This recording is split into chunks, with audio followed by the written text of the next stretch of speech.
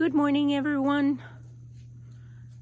I'm here in the garden taking note of what was really good about the garden this year and what failures I had.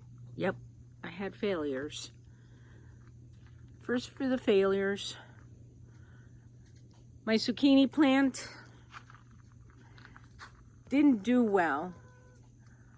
It started producing zucchinis and then they got attacked by chipmunks and little bunny rabbits.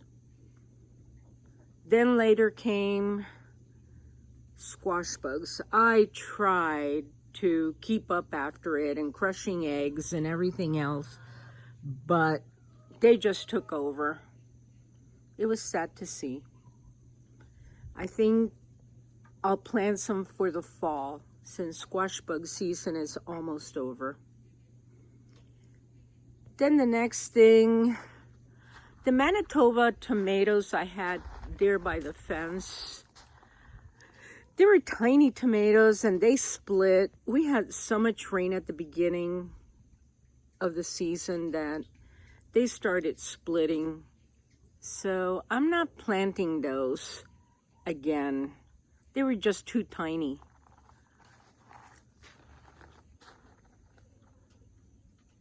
But everything else did well.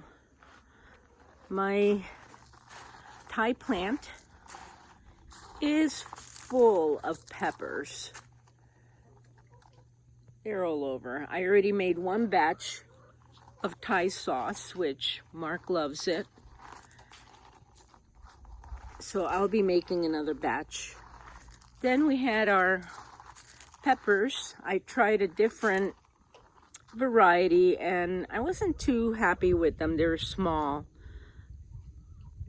I'm used to the Ajvarsky peppers. They get nice and red and it's a great frying pepper. You can use it, very versatile. You can use it for everything. So I'm trying to let all these peppers go red, just like this one I have to pick today. So the tomatoes did really well. These are indeterminate Amish paste tomatoes, so they're still growing high. I had to severely trim all the leaves off of it because blight was starting to hit them.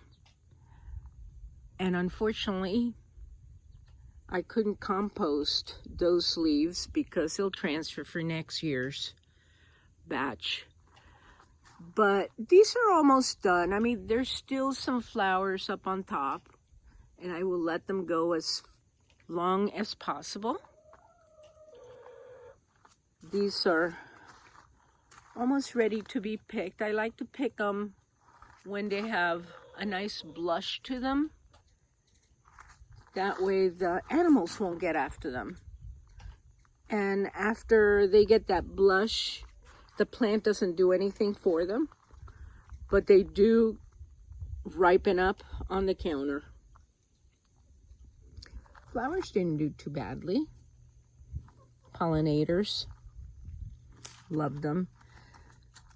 All this Thai basil I planted, I have a ton of Thai basil that I freeze-dried last year. So I certainly didn't need any, but it was a good companion plant for the tomatoes. You know, keep pests away. Right now, the bees are going after it.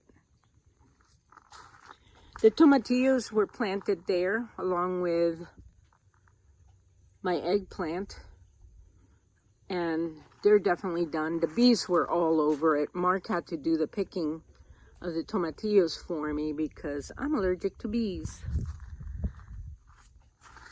And also a lot of the herbs are doing really well. I have the green stalk back there. I don't know if you can see it.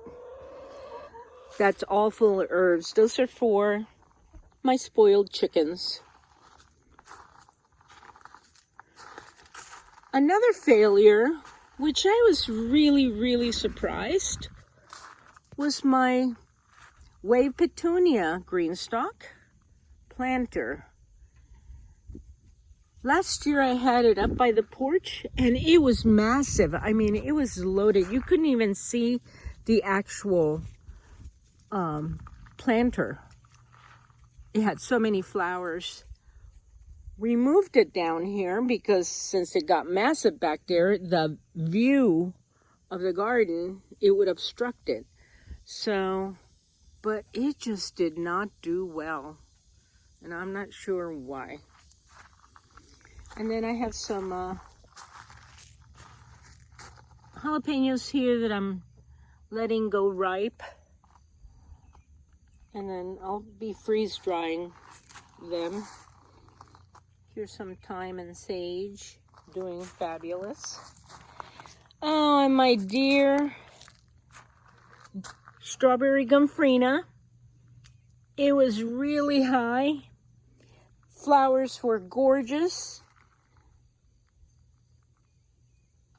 I said to myself, I'll come back tomorrow morning and pick them and bring the flowers in and put them in a vase. Well, something ate it, and I have a feeling it was a bunny rabbit. I was pretty upset over that. It was gorgeous.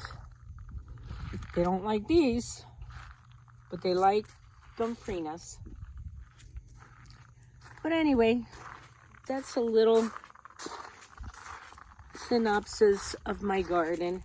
I'm kind of doing this also to document for myself for do's and don'ts next year.